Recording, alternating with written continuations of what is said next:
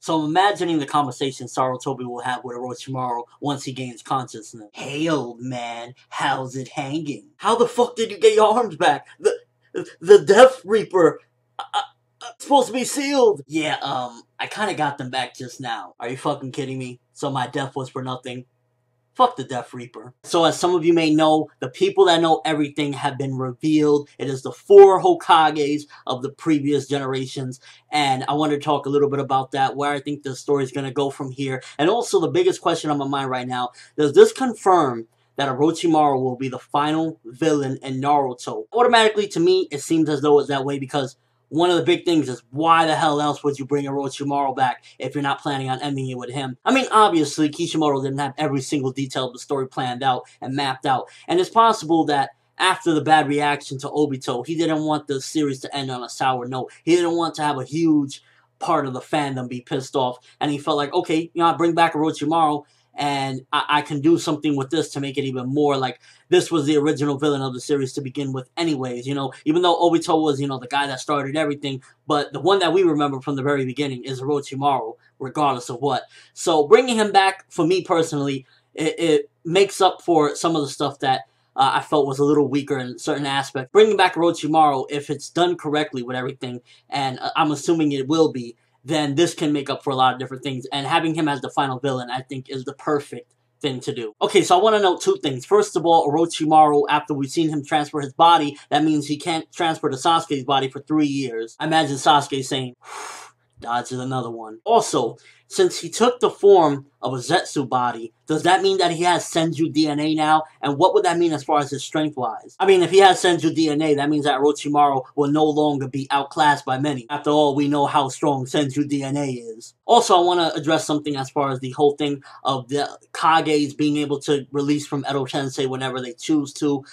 There's actually a pretty logical thing as to why they won't be able to just like, as soon as they grab consciousness, release from it. First of all, when Madara released from it and, took total control where basically he's immortal at this given point, it was because the Edo Tensei had broken. Itachi had stopped Edo Tensei, and there was a small window period where Madara could take advantage of that and basically release himself. So you need that small window, in my opinion, in order to get out of there. That would mean, that would make sense why the first and the second didn't release from it the first time, and why Madara didn't just release from it immediately as soon as he was revived, why he waited that long. It makes perfect sense that basically you need to be in full control of your body. The Edo Tensei caster cannot have any control in order for you to release. So even if they regain consciousness and, they have somewhat of their brain, unless the caster is like, passed out and the Edo Tensei is released, then pretty much they will be under the control of whoever is controlling them. Now, another big thing that's been mentioned is, will Minato have the Kyuubi chakra that was sealed in him now that he's been brought back? Now, it's kind of obvious that Minato and Naruto are going to have a showdown. I mean, I think Kishimoto brought him back so we can have this big father versus son matchup. The thing about it is, though, we've heard on several occasions that Naruto has surpassed his father in strength and everything pretty much except intellect.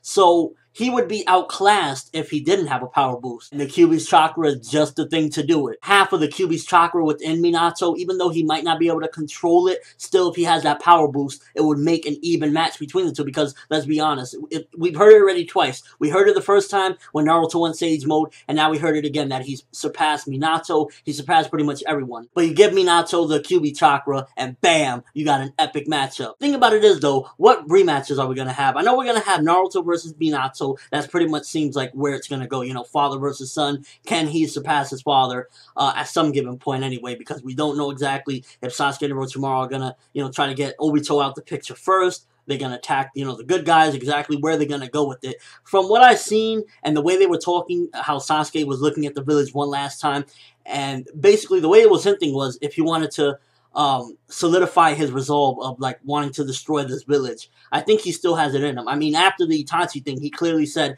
all that did was piss him off. So he's not on the good guy's side. He actually is probably gonna, whatever he wants these 4 people for their knowledge, he wants to do some bad shit, I think. Now, the matchups I see definitely Hashirama and Madara, which Madara's gonna squeal like a schoolgirl. Ooh, please, let me fight him, I beg you, please. So there's that. And also, we're gonna have Naruto Minato, like I said.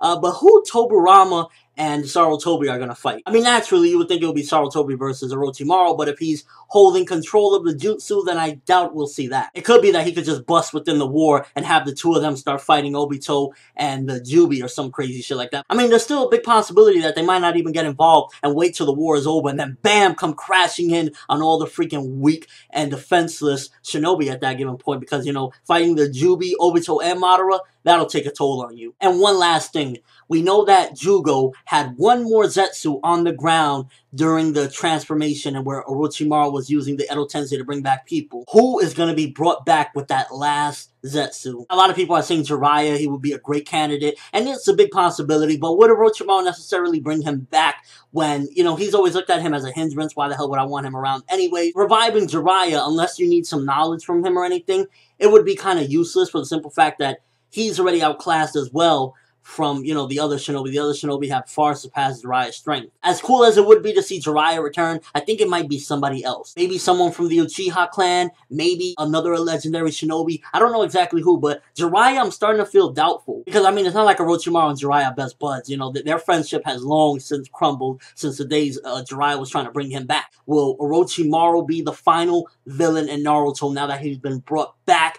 Is there possibilities of a time skip with another arc with all this stuff? Because I know for a fact that bringing back these Kages, Sasuke, Orochimaru, all the stuff that's going on, this probably solidifies at least another arc. I mean, come on, can you really deal with all this during a war? Not to mention the Kyuubi ain't perfected yet either. Let me know what you guys think, though. Is Orochimaru the final villain? Who will that final Zetsu bring back? Will it be Jiraiya? Will it be someone from the Uchiha clan? Someone I didn't mention? Also, if Minato is brought back, do you think that he's going to be back with the Kyuubi Chakra intact? And will that be used as a basically defense mechanism to make him stronger, to be on even playing field with Naruto? Let me know what you think. Comment section below. Overall thoughts on this, because I can't wait. This is probably one of the greatest moments in Naruto in a long time. And it's really just exciting because this means that we're going to have more manga and it could last a lot longer than expected. But that's all I have for you guys today. Thanks for watching. Hope you enjoyed. Thumbs up for the Kages returning, because this has just been a freaking awesome thing. And as always, people, have an awesome day.